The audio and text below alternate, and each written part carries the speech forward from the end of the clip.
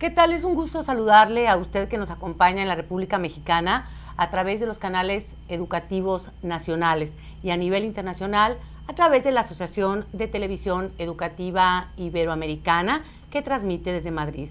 Hoy en su programa Ciencias del Espacio, pláticas con el doctor Ramiro Iglesias Leal, como le prometimos anteriormente, tocaremos un tema apasionante para quienes nos interesamos por el futuro de la humanidad y la migración del hombre al espacio. Hablaremos de la Luna, a la cual el doctor Iglesias llama el primer continente cósmico. ¿Pero por qué? Pues hoy hablaremos de esto precisamente y lo sabremos. Le damos la bienvenida y saludamos al doctor Iglesias con el gusto de siempre. ¿Cómo está, doctor? Muy bien, gracias. Doctor, para iniciar este programa, platíquenos, ¿por qué considera usted a la Luna como el primer continente cósmico? Un poco por lo que ocurrió hace 5 siglos, cuando las embarcaciones de Cristóbal Colón redescubrieron América. Hago un paréntesis para decir América estaba descubierta desde hacía 30,000 años, cuando sus primeros pobladores llegaron a través del estrecho de Bering a poblar estas tierras, porque en América no evolucionaron los primates, no evolucionaron los antecesores de la raza humana. Llegaron. De suerte que los españoles, los portugueses y ingleses y demás, en aquellos tiempos, llegaron a América, para ellos por primera vez, y le llamaron el Nuevo Mundo. Y despertó mucho interés este continente en todos los órdenes. Ahora la humanidad se encuentra ante una situación similar, pero ahora se trata de un continente cósmico, que es la Luna.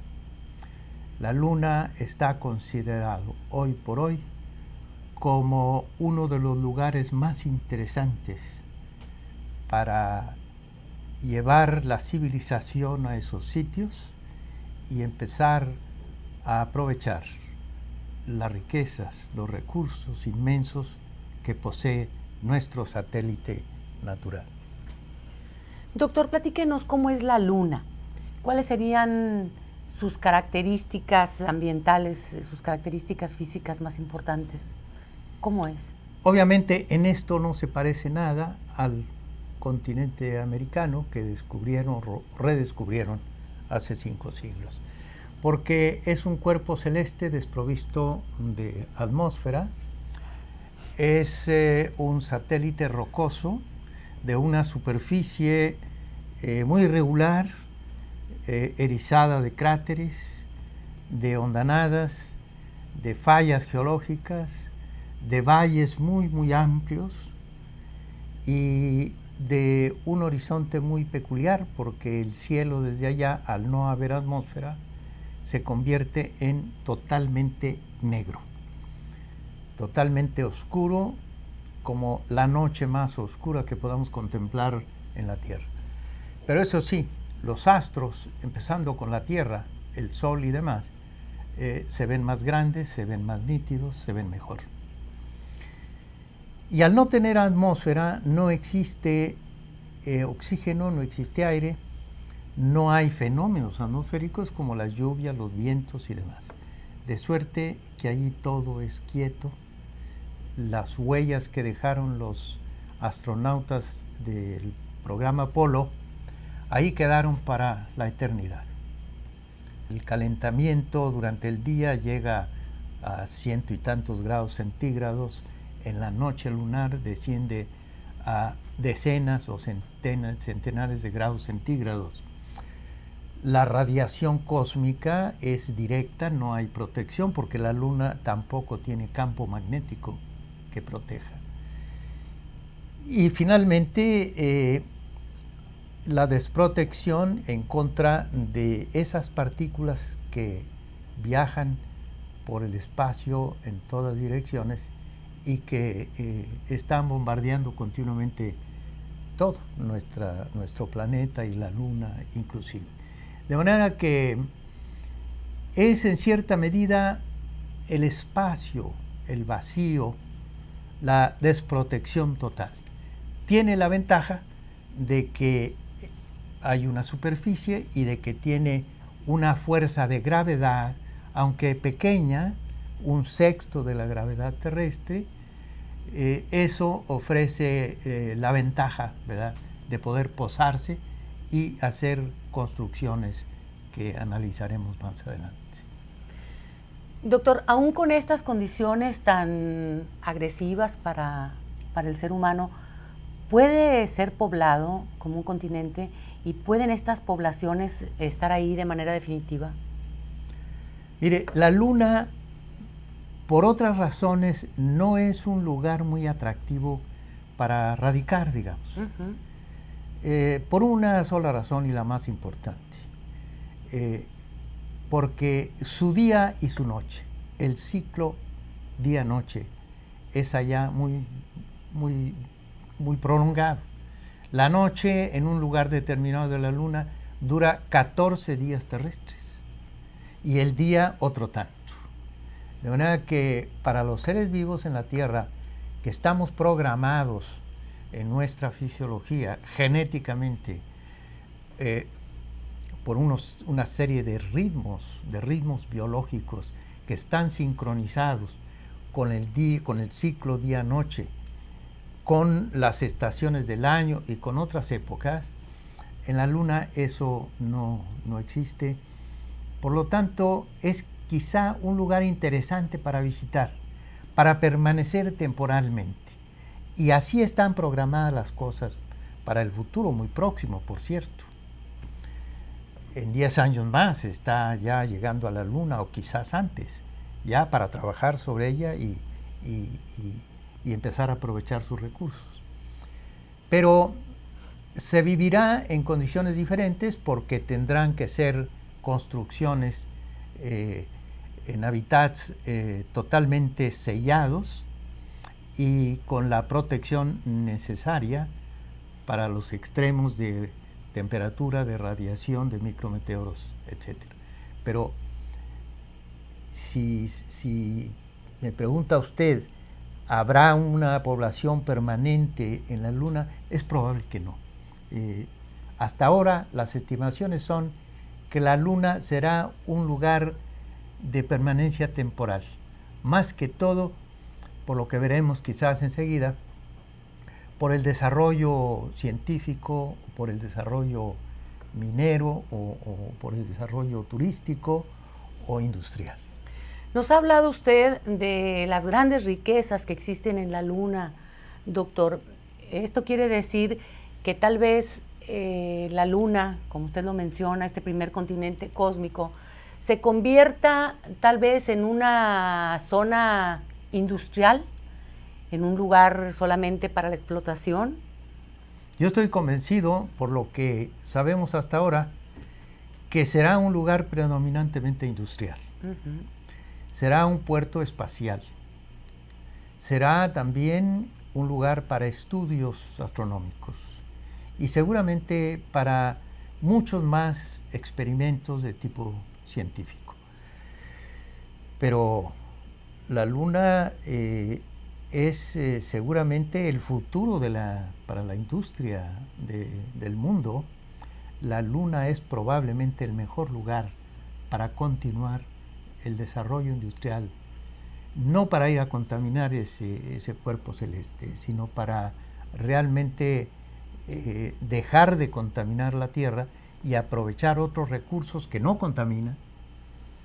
Y la Luna seguramente será el continente industrial por excelencia.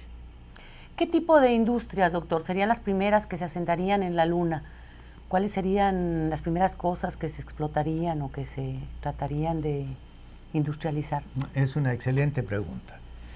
Lo primero que está previsto para ser explotado, asómbrese usted, es el turismo.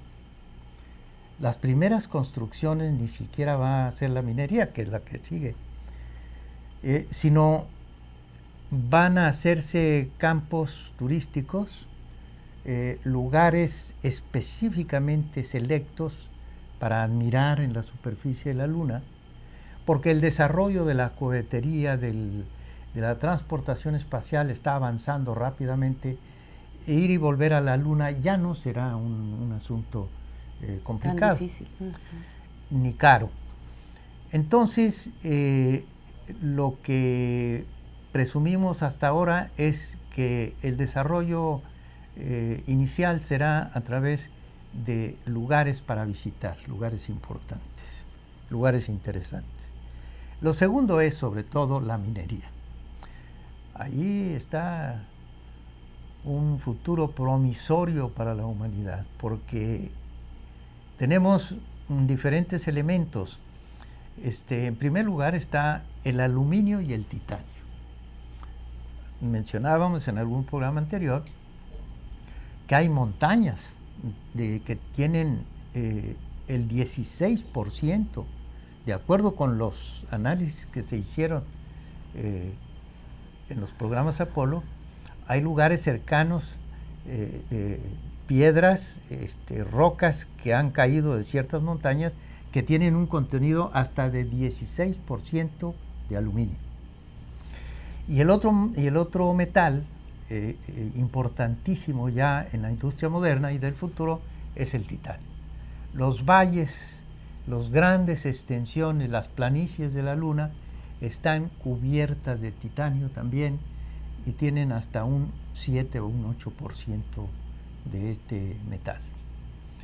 Pero volvemos a mencionar este elemento que lo hemos platicado muchas veces, el famoso helio 3. El helio 3. El combustible del futuro, el combustible del porvenir.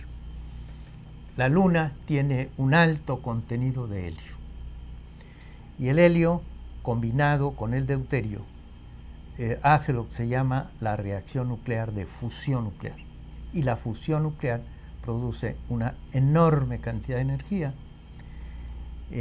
y tiene la virtud de no contaminar en forma secundaria como lo hace la partición del átomo, o sea, la fisión nuclear de las bombas atómicas. Pero además, la Luna será el asiento de grandes industrias mundiales. Estoy hablando de la construcción de instrumentos de precisión, de la construcción de formas o figuras o fabricación de algunos elementos biológicos como los medicamentos o las vacunas, que en un sexto de gravedad se fabrican con mucho más pureza.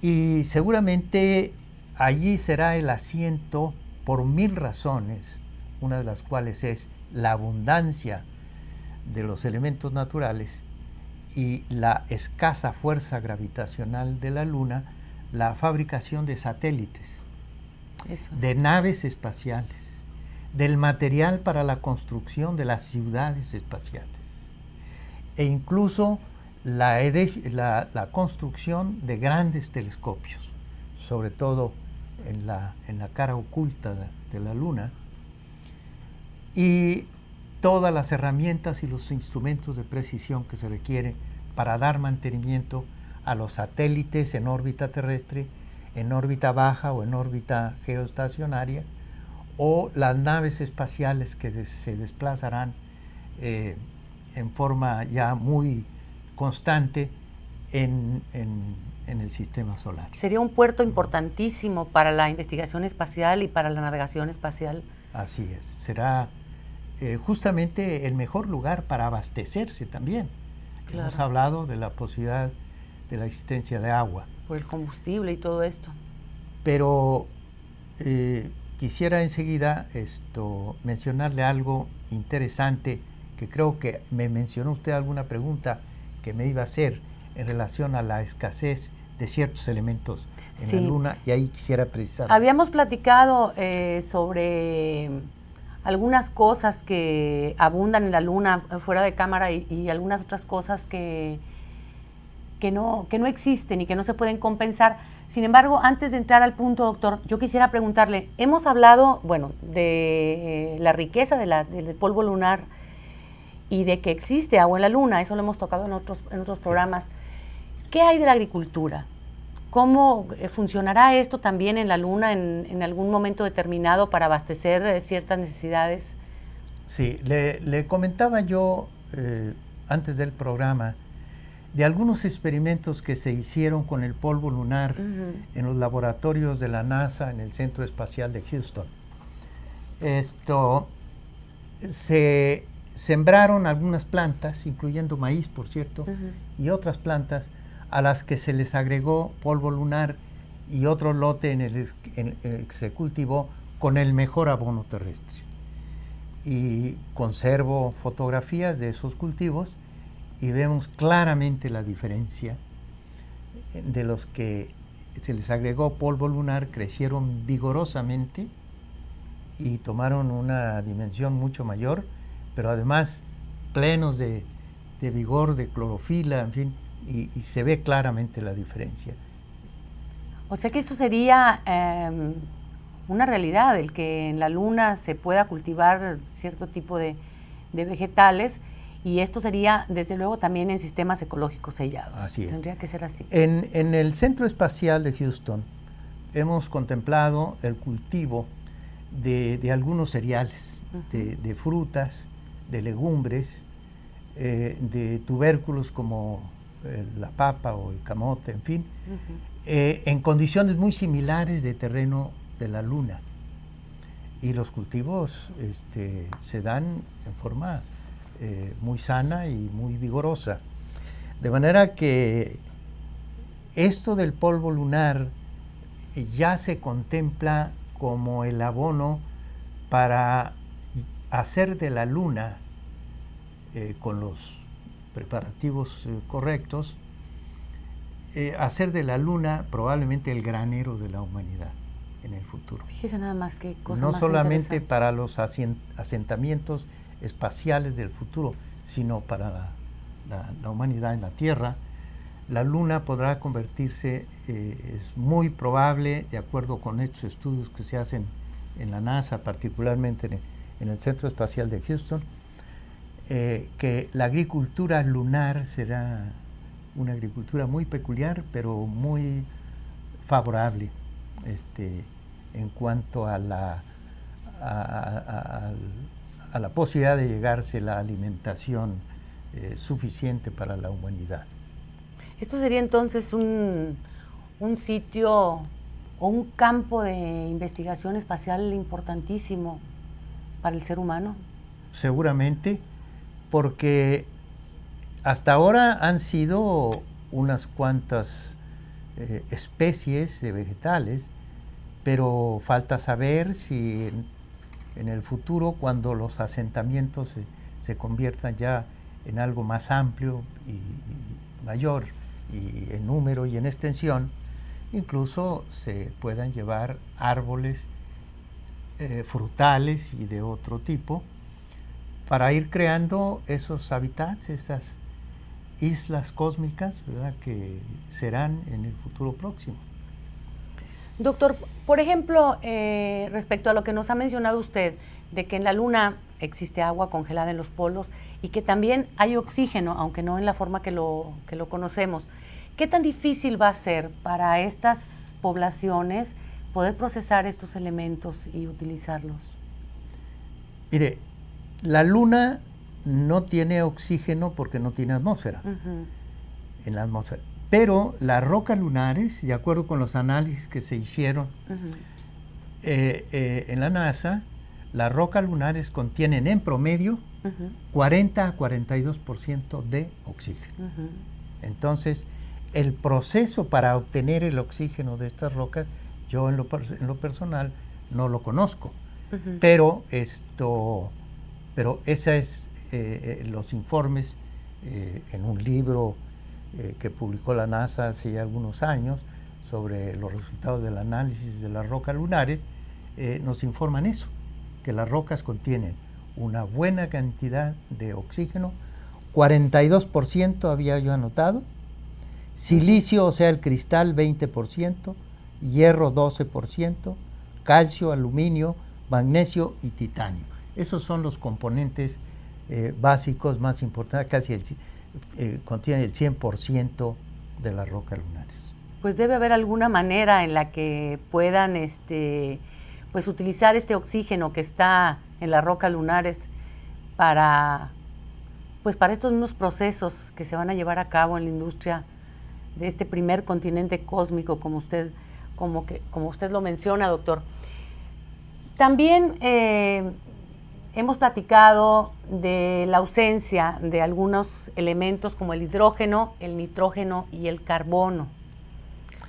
Son indispensables para la vida humana. Justamente, y para la creación de la vida y para la reproducción de la vida vegetal. ¿Cómo se va a hacer para suplir? No hay carbono, no hay hidrógeno, ni hay nitrógeno.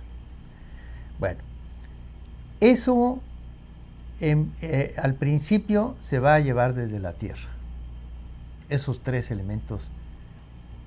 Pero si consideramos que hay agua en la Luna, según los informes proporcionados o los datos proporcionados por las naves Clementine y Lunar Prospector, los polos contienen grandes cantidades de agua congelada. Okay. Si es así, pues ahí está el nitrógeno y ahí está el oxígeno. Es cosa de utilizar el proceso de la electrolisis, ¿verdad? Para fabricar a partir del agua el hidrógeno y el oxígeno. Pero quiero mencionar a usted un dato que se publicó hace algún tiempo de algún investigador de la Universidad de Houston, cuyo nombre no recuerdo en este momento, y también de otro investigador de apellido Kulczynski de la Universidad de Wisconsin. Esos dos investigadores nos informan que el proceso para obtener el helio 3, y debo decir que ya los japoneses, los chinos, los norteamericanos, los europeos, están ya sobre ese asunto, porque pronto estarán en la Luna. Y una de las primeras cosas es buscar justamente tratar de purificar, de obtener este elemento. Claro, pues un combustible que va a evitar que se use el petróleo y todo esto que habíamos mencionado antes. Quiero decirle que las estimaciones, de acuerdo con el contenido de las rocas lunares, en la Luna debe existir, grosso modo, 1 millón de toneladas de helio 3. 1 millón de toneladas. Bueno, mediante ese proceso que yo desconozco, porque ¿cómo se llama? Pues no es mi campo, pero para producir 1 tonelada de hidrógeno, el proceso daría secundariamente, para llegar a obtener 1 tonelada, tendríamos 3.300 toneladas de agua, 6.100 toneladas de hidrógeno y 1.600 toneladas de metano. Ignoro el procedimiento, el proceso. La geología no es muy fuerte, pero bueno, estos son datos que son publicaciones científicas muy serias, ¿no? Aquí está, entonces, tenemos oxígeno en abundancia con todo esto. Hidrógeno, imagínense, 6.100 toneladas de hidrógeno. Y el metano, ¿qué es? Pues es una combinación de carbono con hidrógeno. Es un carbono con 4 átomos de hidrógeno, CH4. Esto daría entonces, también... Ahí está los elementos que están faltando en la Luna. El hidrógeno, el carbono, el oxígeno, nos falta el nitrógeno. Eso se llevará desde la Tierra y seguramente cuando se inicien las cosechas en la Luna, pues el nitrógeno estará presente en ese material orgánico. Doctor, usted ha mencionado 2 lugares para que el hombre pueda poblar fuera de la Tierra. La Luna y Marte, a quien usted llama planeta alternativo. Si en la Luna, que no hay atmósfera, es posible todo lo que usted nos menciona y que es impresionante, extraordinario que puedan hacerse estas cosas, bueno, pues en Marte, que tiene un poco de atmósfera, según nos ha comentado, pues debe ser otro tipo de vida, otro tipo de población. En nuestro próximo programa vamos a hablar de este tema, pero sí me gustaría mucho, yo creo que nuestros amigos televidentes también, que nos dieran un avance sobre Marte como un planeta alternativo para la humanidad. Así le llamo porque no solamente tendremos la oportunidad, la humanidad tendrá la oportunidad de prolongar su existencia en otros cuerpos celestes, y este será fundamentalmente el planeta Marte. Marte sí es muy atractivo, y por eso los esfuerzos, los estudios y la investigación se está realizando en forma intensiva sobre el planeta Marte. Este es nuestro segundo hogar, seguramente como se dice, la terraformación, así le llaman, en inglés terraformación, nosotros lo hemos adoptado también así, es decir, hacer de Marte un planeta habitable, y esto no parece imposible, sobre todo para la ciencia y la tecnología del próximo futuro. ¿Cuánto tiempo cree usted que le lleve al hombre poder migrar a este planeta alternativo? ¿Será un corto plazo, mediano, largo plazo? Sí. Diré, la Luna estará ya poblada en 10 años y Marte en 20 años. Para los médicos nos resulta muy cómodo el comprender las cosas, porque Marte tiene un ciclo día-noche similar al de la Tierra, tiene una fuerza gravitacional, tiene un paisaje, tiene toda una serie de circunstancias en que la vida humana y la vida en otras formas seguramente no solo es factible, sino tal vez será mejor. Doctor, pues ya lo platicaremos en nuestro próximo programa, seguramente será igual de interesante, igual de apasionante que todos los temas que hemos tratado con usted aquí en Ciencias del Espacio, y pues los invitamos a que nos acompañen en nuestro próximo programa Ciencias del Espacio, pláticas con el doctor Ramiro Iglesias Leal, ya que tocaremos el tema Marte, planeta alternativo para la humanidad.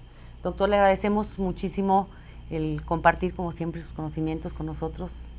Encantado de estar con ustedes. Muchas gracias, doctor. Gracias por su atención. Lo esperamos en nuestra próxima emisión.